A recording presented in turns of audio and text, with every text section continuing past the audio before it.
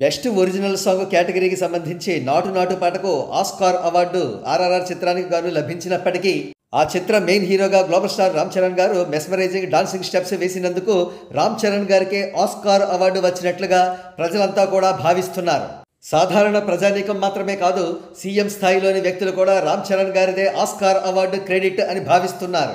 తాజాగా తెలంగాణ సీఎం రేవంత్ రెడ్డి గారు anti drug campaign మీట్లో మాట్లాడుతూ రామ్ చరణ్ గారు ఆస్కార్ అవార్డు సాధించి భారతదేశానికి ఎనలేని గౌరవం తెచ్చారని కొనియాడారు. అంతేకాకుండా ఆయన ఇంకా కొనసాగిస్తూ రామ్ చరణ్ గారు బ్యాక్గ్రౌండ్ ఉన్నప్పటికీ కూడా అకుంఠితమైన దీక్షా దక్షతలతో ఈ గౌరవాన్ని సాధించారని, యూత్ ఆయనను చూసి ఇన్స్పిరేషన్గా తీసుకోవాలని పిలుపునిచ్చారు.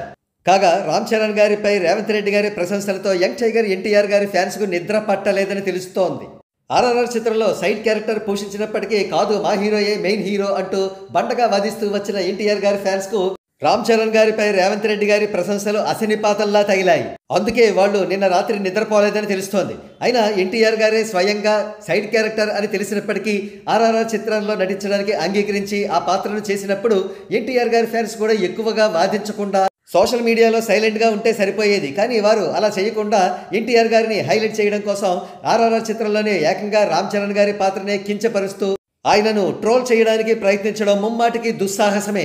ఏమైనప్పటికీ ఆర్ఆర్ఆర్ చిత్రం ద్వారా 100 సినిమాలకు సరిపడా ఎనలేని కీర్తి ప్రతిష్టలను సముపార్జించారు గ్లోబల్ స్టార్ రామ్ చరణ్.